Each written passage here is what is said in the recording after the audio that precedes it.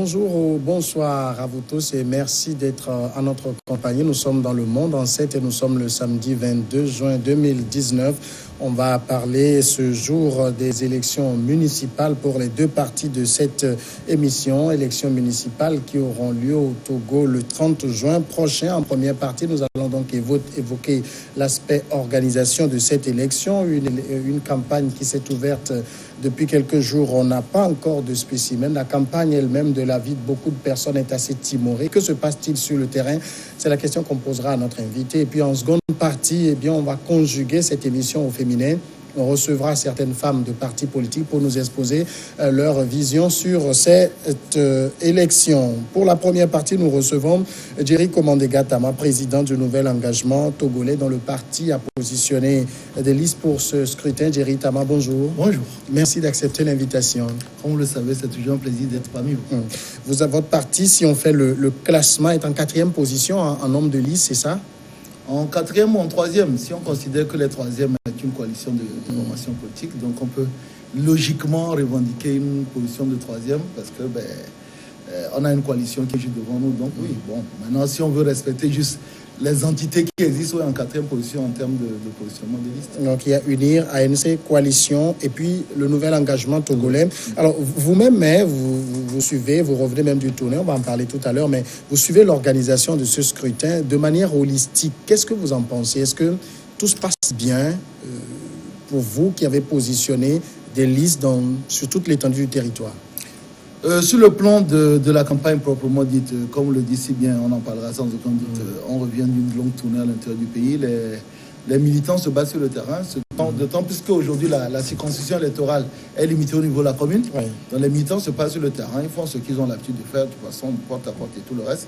Mais il est évident que quant à l'organisation de la campagne, nous sommes dans une situation inédite. On n'a jamais organisé une campagne avec autant d'approximations. Vous savez, à quelques jours même du début de la campagne, on était en train de valider encore certaines listes. Donc oui, on a une organisation qui est assez particulière, inédite d'ailleurs. Et c'est ça qui bouscule un peu aussi les programmes des candidats. C'est ça qui bouscule aussi l'organisation sur le terrain. Parce qu'on a... Le mot peut-être peut paraître un peu dur, mais un sacré cafouèche quand même, cette histoire-là. Alors, qu'est-ce que vous auriez aimé avoir et que vous n'avez pas? Non, il y a d'abord ce qu'on appelle les habitudes. Toutes les élections au Togo, on les commence avec les spécimens. Oui. Parce que c'est grâce aux spécimens qu'on montre aux électeurs d'abord comment voter. Ça, c'est très important. Ce n'est pas une question même de montrer aux électeurs où est-ce qu'il faut appuyer, mais comment voter pour éviter une multiplicité des bulletins nuls. Parce que souvent, on s'est rendu compte que parfois le premier parti, c'est le bulletin nul. Donc, comment voter? Et puis, où se trouvent à quel emplacement se trouvent les candidats de leur choix. Donc ça, c'est quelque chose que nous avons fait depuis maintenant pratiquement une vingtaine d'années. Et on n'a jamais commencé d'élection sans avoir les spécimens. Ça, c'est nouveau. Depuis aussi une quinzaine d'années, l'État a habitué les candidats à une sorte de préfinancement qui permet à nos candidats de se lancer sur le terrain, sachant qu'il y a une caution qui parfois est assez importante. Donc, s'il faut dire même moi, sur les 2 dernières élections que j'ai faites, que ce soit les législatives aujourd'hui, la marge entre la caution et le financement n'est pas très forte. Elle est même assez faible parfois, même elle s'annule même dans certaines circonscriptions. Mais quand même, il n'en reste pas moins que les gens sont habitués à donc mettre leur caution et à la récupérer plus ou moins indirectement pour aller faire la campagne. Il y a de cela 4 ou 5 jours qu'on a annoncé sur toutes les... je pense que c'est le jeudi dernier, le Conseil des ministres, le 17, qu'on a annoncé qu'il y a l'aide à la campagne qui a été mise en place. Nous sommes aujourd'hui samedi, RAS, donc il est évident que c'est autant d'éléments qui font que c'est vraiment compliqué. Et puis le 3e élément, il est très important, c'est que ça fait maintenant depuis 87 qu'on n'a pas organisé d'élections locales. Et donc les gens ne comprennent pas. Moi, je peux vous dire que partout où on va, les gens disent c'est encore quoi cette histoire, on connaît les élections. Et il y a une dame qui me disait on connaît les élections pour fort. On a l'impression que comme les gens ont l'habitude de faire les élections, c'est fort qui gagne. On dit on connaît les élections pour fort, on connaît les élections des députés, mais ça là on ne connaît pas. Est-ce que c'est pas une élection pour fort qu'on est en train de déguiser? Donc voilà, c'est ça la réalité, c'est que c'est une élection inédite parce que ça fait longtemps on l'a pas faite, mais c'est aussi que au niveau de l'organisation, je vous ai dit à quelques jours même du début de la campagne, on était en train de valider les listes. Après il faut les prendre faire l'ordre de passage, et c'est après qu'on a fait l'ordre de passage qu'il faut imprimer les spécimens, et sachant que nous avons une haute aberration au Togo, la plupart de nos bulletins ne sont pas imprimés au Togo, donc il faut les imprimer ailleurs et les amener. Depuis longtemps, nous parlons aujourd'hui de préférence nationale, nous parlons d'attention nationale. Je pense que sur ce point-là, si on avait peut-être confié cette tâche-là de grands imprimeries au Togo, on en a, peut-être qu'on aurait eu les impressions un peu plus tôt. Alors ça veut dire, à l'heure où nous parlons, les spécimens ne sont pas disponibles. Non, ça veut dire que vos listes font campagne à l'aveugle? Oui, elles font la campagne à l'aveugle. C'est très pénible parce que les gens, normalement, quand vous leur parlez de votre équipe, de vos candidats, vous leur montrez comment voter. Et donc, du coup, ça oblige aujourd'hui les listes à refaire le tour des endroits où ils sont déjà allés. Sachant quand même que les moyens sont plutôt limités, c'est quand même une difficulté. C'est-à-dire qu'ils sont obligés de revenir sur tous les endroits.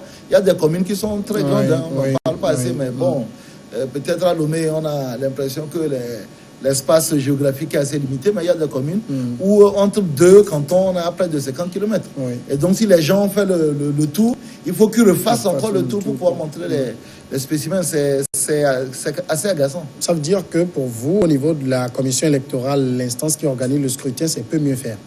Doit mieux faire. C'est même pas peu mieux faire, doit mieux faire. Je crois que il y a des situations d'urgence. Nous savons très bien que dans un peu le cafouillage dont je vous ai expliqué, c'est-à-dire qu'il y a eu des listes. Nous, par exemple, vous avez parlé de 45 listes, mais nous avions déposé 54 listes, dont 9 sont invalidées. On a des listes qui ont été validées, donc qui étaient conformes. Dans les CENI, on est arrivé à la CENI, il y a des pièces qui avaient disparu. On ne sait pas comment. Nous, on a même des listes où on a validé au niveau des CENI, ça arrivait à la CENI, des pièces sont disparues, on nous a alertés, on a remplacé les pièces, ça arrivait à la Cour suprême, de nouvelles pièces avaient disparu, parfois la même pièce avait disparu, donc ça a créé une situation qui a obligé plus ou moins la Cour suprême à faire quelque chose d'inédit, c'est-à-dire à autoriser que les gens viennent compléter les listes à la Cour suprême. S'il y a des complètements à faire, c'est soit dans les CELI ou bien la CENI avec ses démembrements. Donc à partir de là, ça a commencé par tourner au vinaigre pour tout le monde. On a quand même écouté un membre de la Commission électorale nationale indépendante qui est quand même votre représentant à la CENI ou sur les ondes de BBC, qui a estimé qui disait que le spécimen n'est pas dans le code électoral. Ça veut dire quoi? Que c'était un peu comme une faveur qu'on faisait dans les élections? Oui, mais maintenant, après, il faut savoir ce qu'on veut. C'est-à-dire que c'est pour ça que je vous ai parlé d'habitude. C'est-à-dire que parfois, c'est assez amusant de constater que quand l'autorité, quand elle est prise à défaut, elle trouve des arguments. Parce que nous avons fait depuis un certain nombre d'années les élections, et pour éviter surtout les questions, c'est une réalité, pour éviter les bulletins nuls, on donne les spécimens pour montrer comment voter. Parce que quand vous faites, comme autrefois, on faisait les élections avec plusieurs bulletins multiples, il n'y a pas de souci. Parce que c'est juste la couleur. On dit, écoutez, vous vous souvenez, à l'époque, les partis prenaient les couleurs en fonction du choix qu'il fallait s'opérer à l'intérieur des urnes. Maintenant, c'est un spécimen, on doit montrer comment le plier, comment l'installer dans les urnes. Et aujourd'hui, je sais qu'il y a un représentant à la CENI, mais on doit reconnaître quand même qu'en termes de communication, en termes de pédagogie, il y a énormément de choses à redire sur la communication, la pédagogie de la CENI. Je peux vous dire qu'aujourd'hui, quand vous allez, les gens ne savent même pas de quoi il s'agit. Quel type d'élection, qu'est-ce qui est en train de se passer en termes. Est-ce que ça, c'est le travail de la CENI ou du ministère de l'administration territoriale? La CENI en charge la CENI en charge de l'organisation des élections. Il peut sous-traiter le travail, mais quand vous voyez en ville, la plupart du temps, les grands panneaux, les clips, la plupart du temps, c'est la CENI qui les met en place. C'est pas le ministère. Le ministère accompagne la CENI, mais c'est la CENI qui doit s'organiser de la sensibilisation. Quand il y a le recensement, c'est la CENI qui sensibilise les gens à laisser recenser. Et aujourd'hui, nous constatons quand même qu'il y a une formation qui est plutôt limitée. C'est vrai que les partis politiques essaient de faire leur travail, mais il est évident que même si le spécimen n'existe pas dans le code électoral, c'est un outil pédagogique. Donc, du coup, dire que, écoutez, comme le spécimen n'existe pas dans le code électoral, dans ce cas-là, il faut juste avertir les partis à temps que cette année, sachez que vous n'aurez pas de spécimen. Et puis, s'il faut que chacun fasse son spécimen à lui, il le fait. Mais bon, je trouve que j'aurais préféré, personnellement, qu'on reconnaisse que de la façon dont les élections se sont organisées, il y a des retards, que de dire que la CENI, les spécimens ne sont pas dans le code électoral. Et donc on peut, ou bien si on décide de les supprimer, qu'on le dise. Comme ça, bon, on se dit que au même moment, vous l'avez quand même dit, on est quand même dans une élection assez inédite parce que vous avez une présidentielle où je ne sais pas, autant fort des présidentielles, peut-être on tournait autour de 5-7 candidats. Au législatif, c'est pas aussi énorme, mais à peine une trentaine de listes. Maintenant, vous avez une élection, vous avez 569 listes et ça a pris tout le monde de court. Oui, c'est pour ça que je dis que sur le fond, nous sommes aujourd'hui à quelle date, je sais plus, 22. La campagne s'est lancée le 14. Et je sais quand même que toutes les listes ont été validées définitivement avant le début de la campagne. Donc, il y a des procédures d'urgence. Vous savez ce que je vous parlais de procédures d'urgence.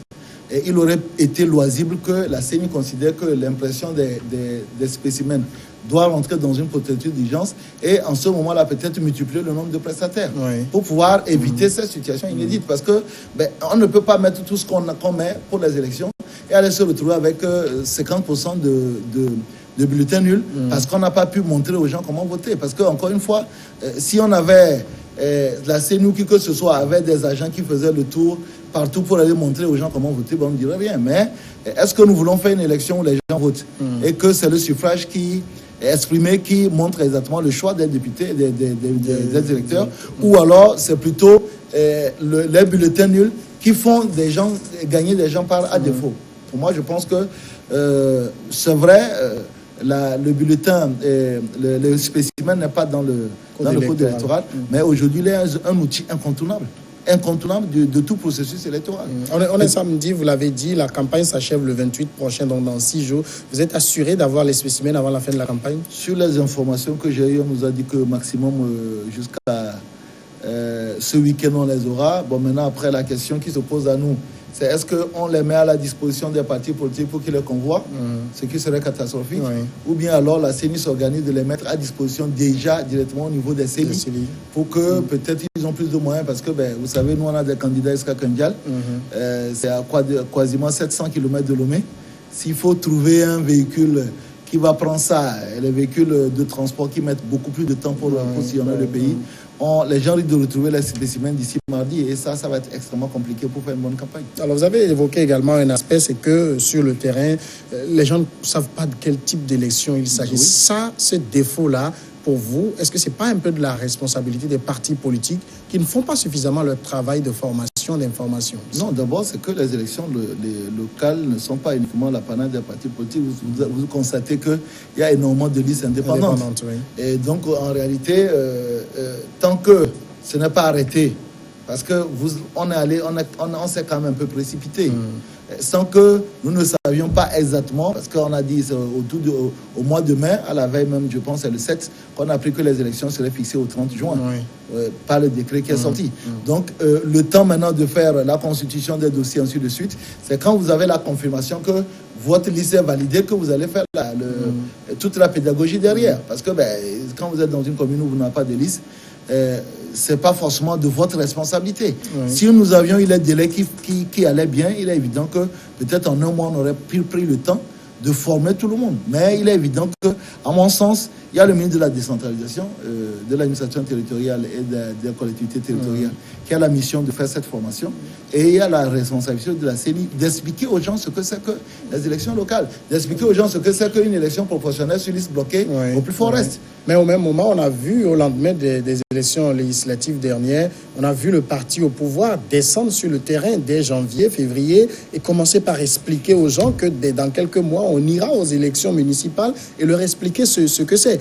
Au niveau de l'opposition, tout le monde avait dormi un peu sur ses lauriers, on a cette impression. Non, nous, par exemple, on a fait ce travail. Mais maintenant, c'est que vous avez une question de l'éventail de personnes qui peuvent être concernées. C'est-à-dire que on va rencontrer les militants de nos partis politiques pour leur expliquer. Mais c'est ce que je vous disais tout à l'heure. Pour avoir une explication complète, il faut avoir le spécimen, il faut avoir le nombre de candidats pour expliquer, par exemple, aux gens que vous voyez pour cette élection-là, il y a tel nombre de candidats. Et par rapport à ça, suivant les résultats qu'il y a, voilà comment ça peut se répartir. Je vous donne un exemple. Il y a des circonscriptions où il y a un seul candidat. Une seule liste? Une seule liste, oui. Et donc, tout ça, c'est des éléments qu'il faut pouvoir expliquer aux gens. Mais l'explication est meilleure que quand on a une vue globale de la chose. Et puis, n'oubliez pas, c'est très technique. C'est vraiment très technique. C'est-à-dire que autant les élections législatives, ça fait maintenant un certain nombre d'années qu'on fait les élections proportionnelles dont les gens commencent à comprendre. Et les élections législatives étaient à la plus forte moyenne. Là, on est au plus fort reste. Les élections législatives, souvent, c'est la moitié. Les suppléants sont pour moi le double, tout simplement. Ici, c'est le quart. Donc, c'est autant de détails techniques qu'il faut mettre du temps pour expliquer. Je ne suis pas sûr que même le parti au pouvoir les explications. Mais est-ce que ces explications qui sont plutôt assez techniques, les populations ont besoin de ça? Mais là, parce que sur le terrain, ce que vous constatez, c'est que ce qu'on appelle municipal, les gens ne comprennent même pas ça. La simple chose municipale. Et maintenant, quand vous entrez dans les calculs, ça vous les embrouille complètement. Non, ce qu'on essaie d'expliquer, c'est que c'est des élections législatives améliorées, ou bien un peu plus techniques, tout simplement, pour que les gens comprennent. C'est-à-dire que c'est des élections de liste, et qu'autrefois, on avait plus ou moins la préfecture comme circonscription. Cette fois-ci, c'est la commune, et que le nombre de conseillers est plus élevé, mais c'est un peu comme, c'est la même chose pour les élections législatives.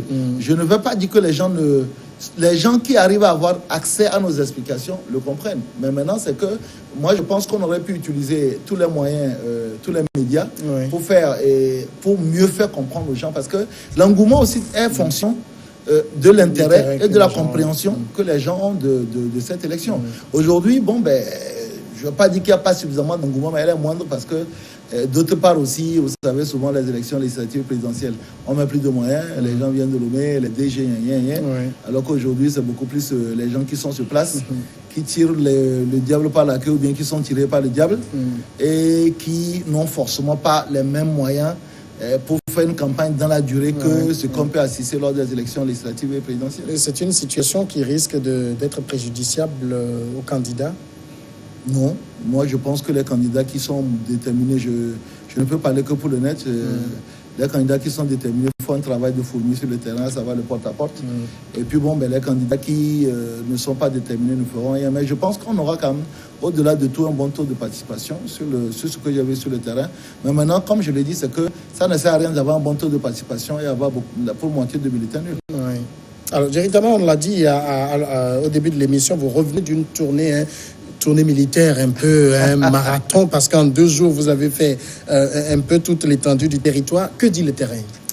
Le terrain dit qu'ils ont vraiment envie de prendre en charge leur destin. C'est ce qui les intéresse. Savoir que pour construire un dispensaire ou bien pour rénover un dispensaire, pour construire une école, pour construire un marché, qu'on ne va plus attendre que l'OME prenne la décision, mais que c'est la commune, c'est les maires élus qui va prendre ça en compte. Donc, eux, ils sont contents.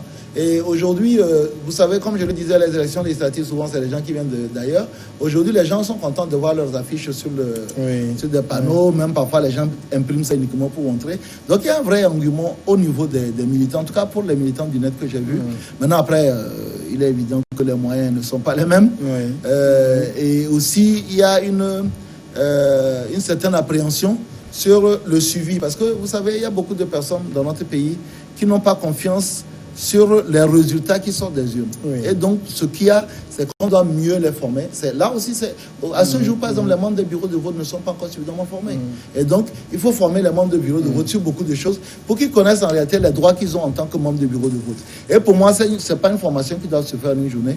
Elle doit tenir sur 2 ou 3 jours. Parce que parfois, les frustrations viennent en réalité, pas de la campagne, mais les frustrations viennent en réalité parfois des résultats qui sortent des élections, parce que vous entendez régulièrement des gens vous dire non, quand on vient, on nous effraie, on nous empêche. Il y a des gens qui viennent prendre notre place, ainsi de suite. Et donc, c'est cette formation-là qui doit exister pour amener. Sinon, il y a un vrai engouement. Partout où je suis allé, je pense que j'ai parcouru autour de 22 ou 23 communes en 3 jours, sur près de 2000 km. Et partout où je suis allé, nos militants étaient là, nos candidats étaient là.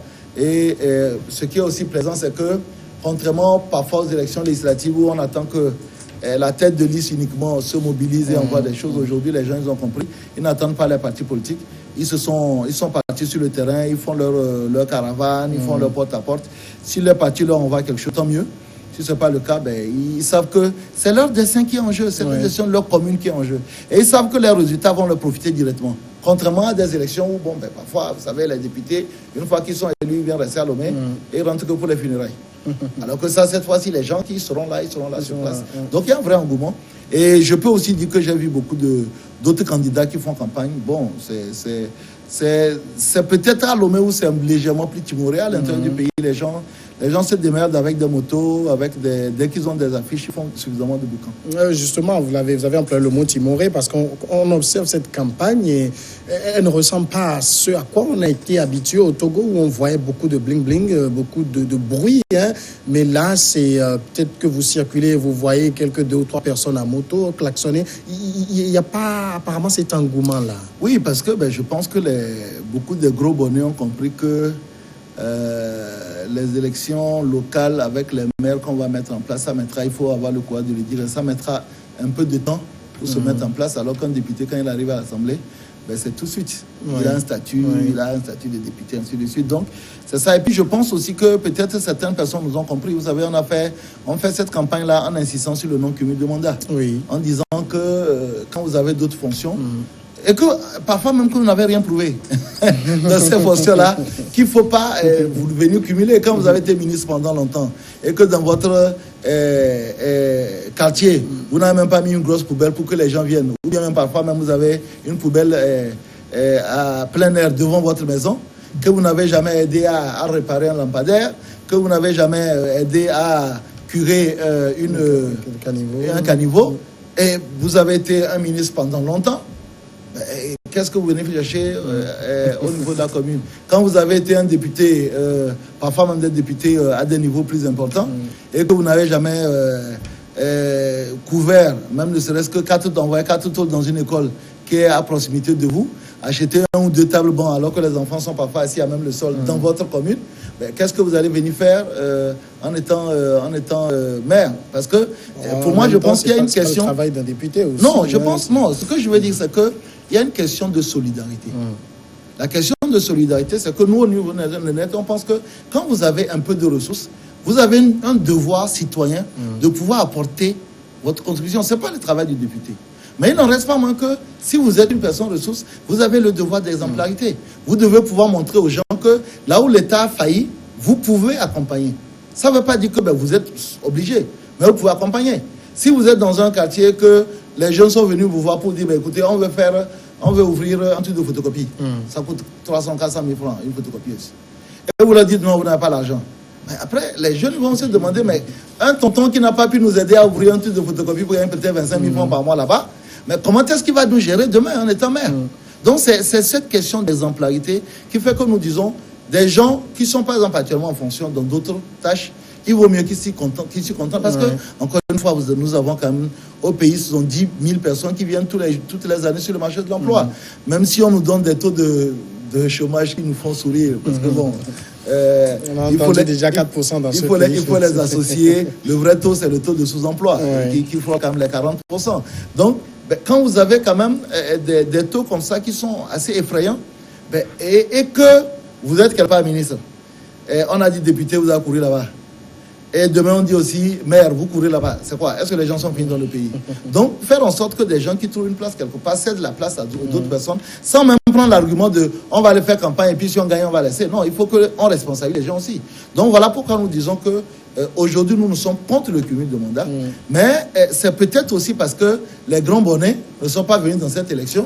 Parce que, vous savez, au départ, les gens pensaient qu'on allait avoir un grand maire de Lomé. Et ça intéressait les gens parce que, être le grand maire de Lomé, c'est d'abord le budget de la mairie de Lomé, elle est assez colossal. Mais après, quand les gens ont découvert que non, mais c'est...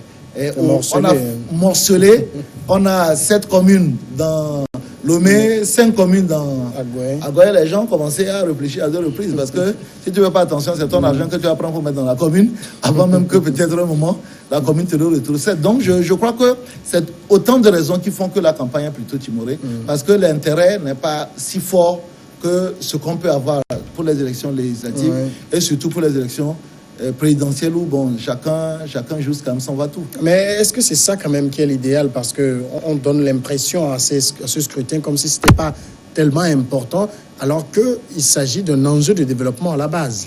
Oui, je pense que les élections dans 5 ou 6 ans, maintenant qu'on est passé à 6 ans, seront plus importantes parce que d'abord les gens verront comment ça marche. Les anciens maires vont vouloir faire une bonne campagne pour se faire élire, ainsi de suite. Là, en ce moment-là, je pense qu'on aura des élections assez importantes. Et aussi, il faut aussi reconnaître aussi que il y a un certain nombre de listes qui ont été invalidées, qui auraient pu aussi apporter un peu plus de punch dans la campagne. Mais c'est surtout parce que les gens ont fait l'option du porte-à-porte. Quand on faisait des grandes caravanes, des grands meetings, bon, ça se vivait. Maintenant, les gens ont pris l'option de faire du porte-à-porte et vous savez très bien que la campagne s'est déportée sur les réseaux sociaux. Aujourd'hui, WhatsApp et Facebook sont des lieux par excellence de la campagne. Donc, elle est devenue plus virtuelle que physique. Maintenant, on verra au résultat si ce pari-là est gagnant ou pas. Mais au-delà de ça aussi, ce n'est pas non plus une campagne très animée, malgré qu'on a quand même les forces en présence, et on en a qui étaient des anciens alliés hier, qui se sont séparés, qui sont devenus adversaires sur le terrain. Tout le monde avait pensé que dans cette configuration, on aurait eu véritablement un choc sur le terrain, mais là, que nenni. L'argent est fini. Mon frère, l'argent est fini. C'est pas que les gens n'ont pas envie de faire la campagne, mais c'est les coinces. Nous tous, quand je dis non, c'est les coinces. Donc aujourd'hui, je l'ai toujours dit chaque fois que je suis passé chez vous aussi, l'une des premières faiblesses de l'opposition au Togo, c'est les ressources financières. On n'en a pas. Les militants, c'est pas un secret pour personne, ont du mal à cotiser. Et aujourd'hui, beaucoup de chefs d'entreprise, d'abord, ont déjà des problèmes au niveau de leur entreprise et de peur parfois de représailles, avérées ou non, et ont beaucoup d'hésitation à s'engager derrière les formations politiques. Donc oui, aujourd'hui, c'est très compliqué. Donc non, les ressources sont plutôt très limitées et c'est ce qui explique en partie aussi le fait qu'on a une campagne timorée parce que autrefois, quand il y avait les sous, on voyait. Maintenant que les sous ne sont plus là, on ne voit pas. Donc c'est l'une des raisons. Et puis je crois aussi que quand on a regardé un peu malheureusement ce qui s'est passé hier à Sokodé, les gens aussi réfléchissent à deux reprises parce que il y a beaucoup de frustration. Et on a le courage de le dire. Aujourd'hui, moi, je vois des gens sont venus dans le net en nous disant, on nous a dit qu'il fallait boycotter, on a boycotté, maintenant, rien n'a changé, mais les gens vont aux élections.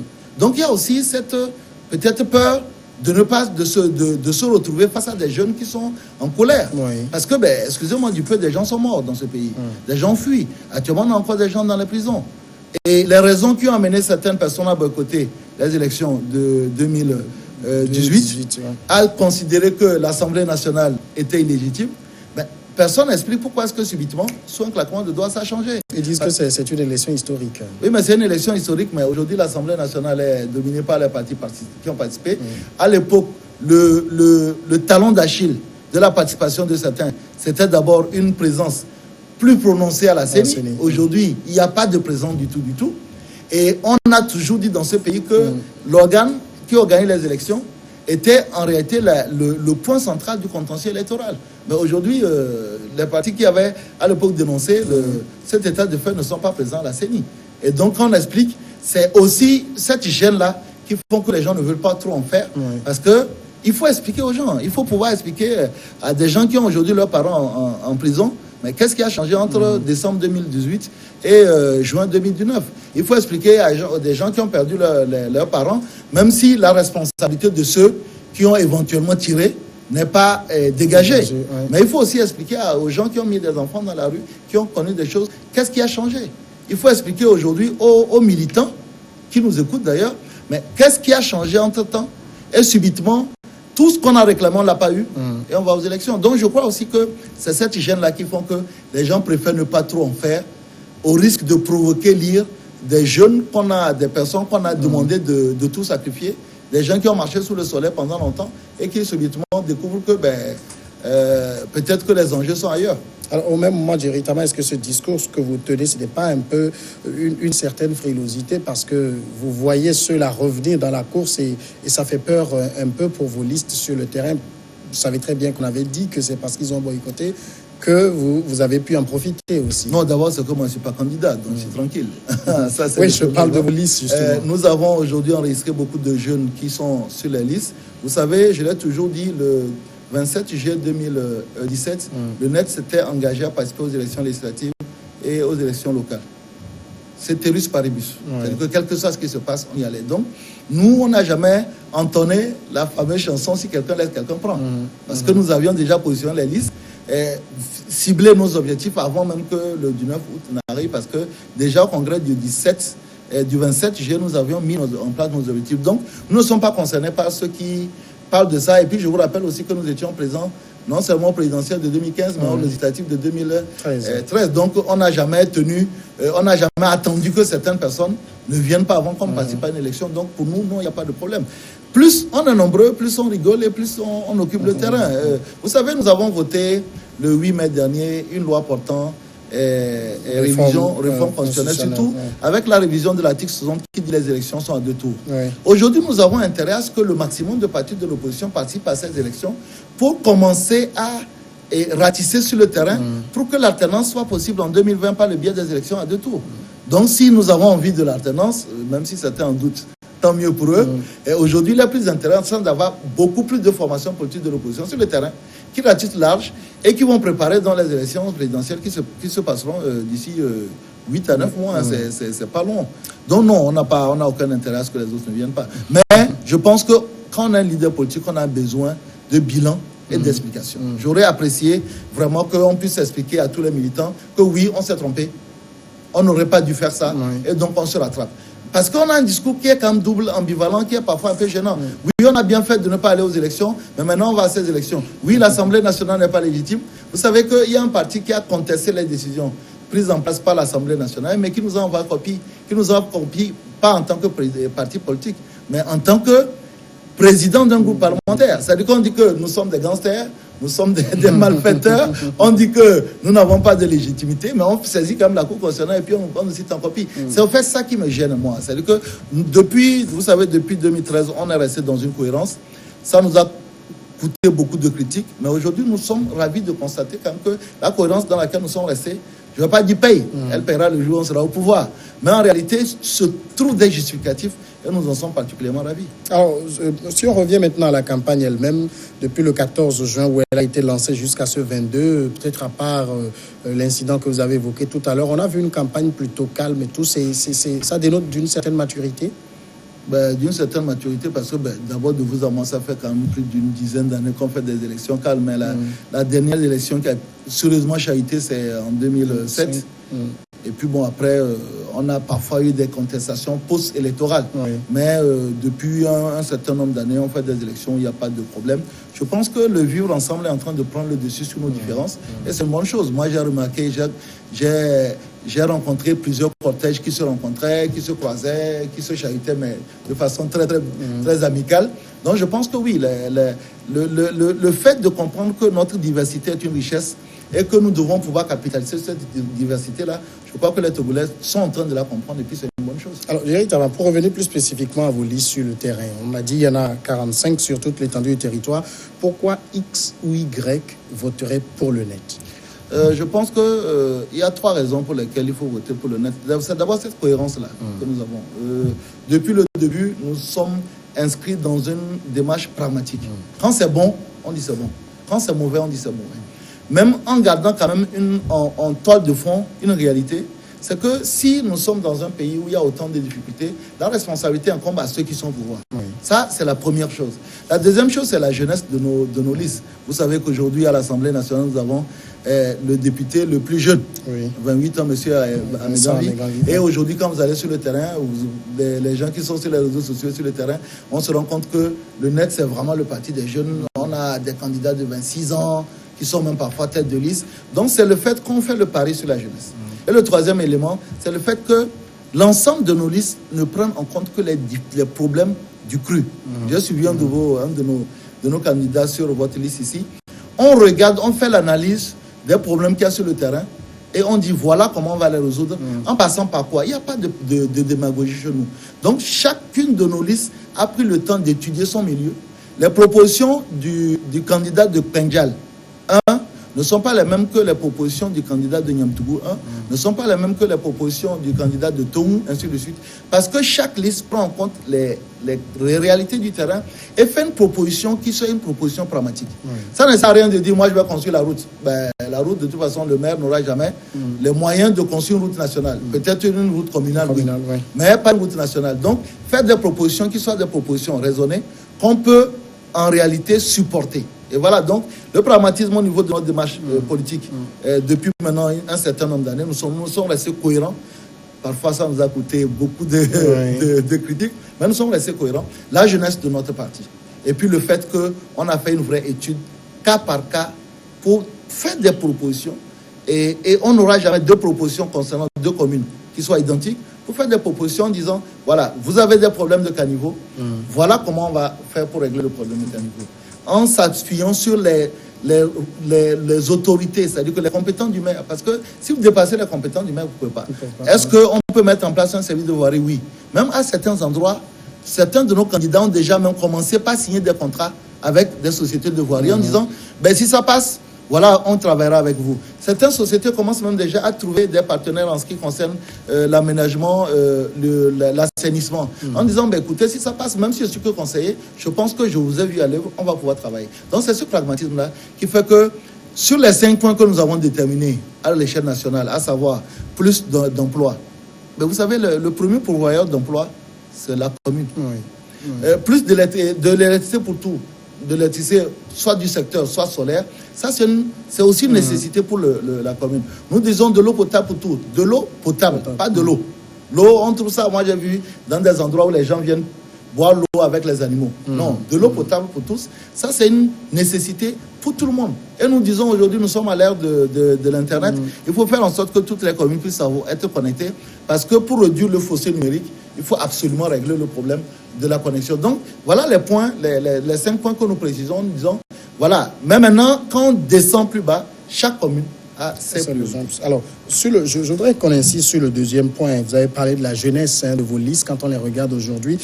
Est-ce que c'est un atout pour vous, plutôt un handicap? Parce que, certes, jeunesse, c'est la force, c'est l'audace et tout, mais en même temps, c'est l'inexpérience.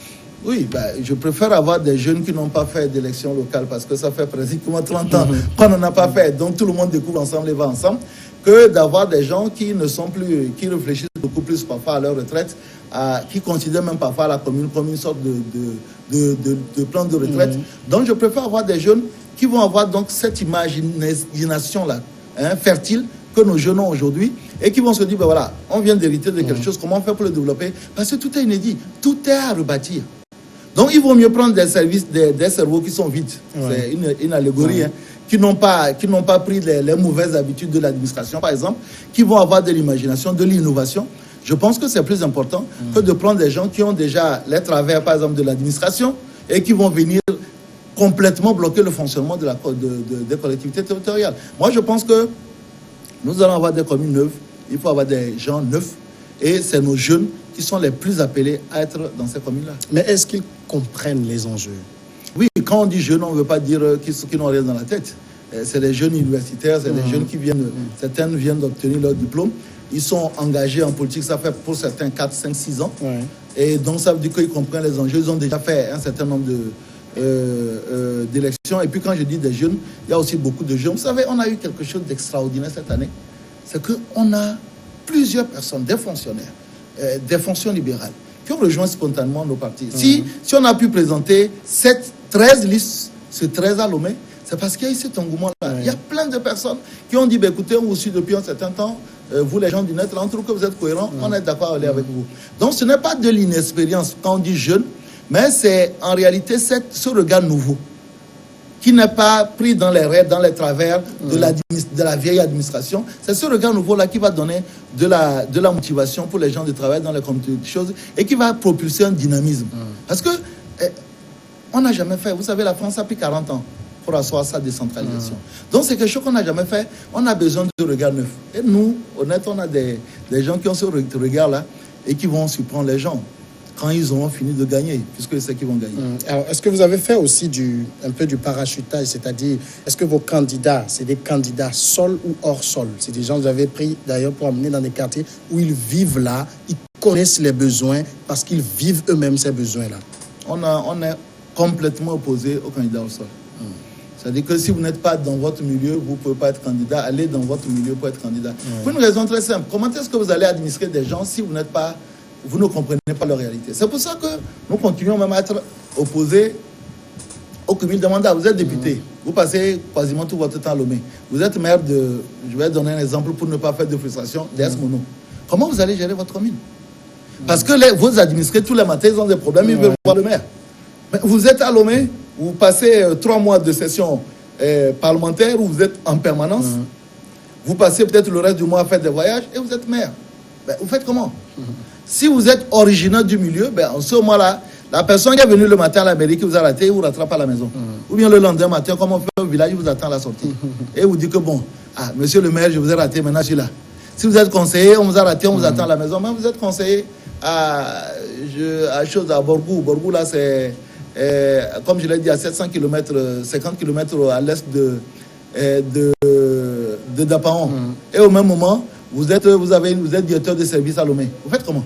C'est pas possible. C'est pour ça que nous disons non. Il faut prendre des gens du cru qui connaissent la réalité, qui sont accessibles et qui sont socialement intégrés, des gens qui ont une vraie sociabilité, des gens qui ont un vrai pragmatisme et des gens qui connaissent les gens, des gens qui, quand on arrive, leur dit que le pont sur telle rivière là a sauté, il sait de quoi il s'agit.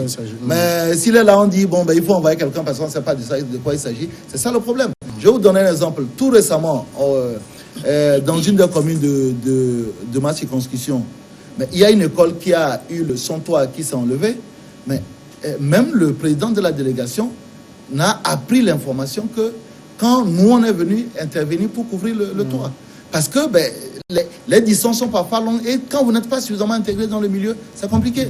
Je prends aussi l'exemple des députés de la région. Ils n'ont pas eu l'information. L'information leur a paru qu'au moment où on a fini de couvrir. Donc si vous êtes à Lomé et que vous êtes maire d'une collectivité à l'intérieur du pays, moi j'aurais préféré réellement, c'est pour ça qu'on l'a proposé à l'Assemblée, mais on n'a pas été accepté. Nous on avait proposé à l'Assemblée de constitutionnaliser le non-cumul des mandats. Pour dire que vous ne pouvez pas avoir deux mandats électifs différents pour pouvoir vous consacrer de votre mandat, d'un seul mandat. Si vous êtes député, vous êtes député. Si vous êtes maire, vous êtes maire. Si vous êtes conseiller régional, vous êtes conseiller régional. Que bon, comme actuellement, là, bientôt on va avoir des députés maires. Bon, comment tu fais? Bon, ça, c'est si le conseil les élit maires. Hein, si. Vous savez comment ça se passe. Alors, dernier aspect, ça là on va sortir, on a parlé spécifiquement du net, mais dernier aspect, c'est qu'il n'y a pas de loi de délégation. On a supprimé la préfecture comme niveau d'administration décentralisée, mais on n'a pas de loi de délégation. Qu'est-ce qui revient à la commune? Qu'est-ce qui revient à la région maintenant? Non, actuellement, il y a un texte qui est à l'Assemblée nationale qu'on va voter demain ou après-demain pour corriger ça.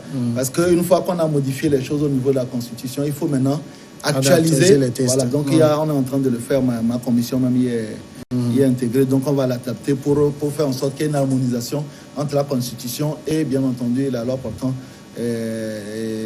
décentralisation. Donc ça va être corrigé probablement. Malheureusement, je n'étais pas là quand l'étude à fond a commencé, mais je pense que si le gouvernement a introduit cette loi-là rapidement, c'est justement pour harmoniser, pour qu'on n'ait pas une dichotomie trop flagrante. Donc on va harmoniser pour que quand les maires vont prendre leurs fonctions, qu'ils puissent avoir réellement le contenu de leurs attributions et que les attributions qui revenaient autrefois à la préfecture ne se retrouvent pas en l'air. Donc je pense que ça va être corrigé assez rapidement. Alors le 30 juin, c'est le vote. Comment vous appréhendez cette journée? Bon, je pense que d'abord ça va bien se passer comme d'habitude. Il va falloir qu'on continue à expliquer aux gens le sens de cette élection. Et tout ce que je peux espérer, comme je vous ai dit, nous sommes présents dans 45 communes. Nous sommes souvent des gens qui sont pragmatiques. Si nous arrivons à nous en sortir sur au minimum un dixième ou bien 10%, donc on vise, non 10%, non pas 10%, 10% ça fait que 4, non 20%, on vise au minimum une dizaine de communes.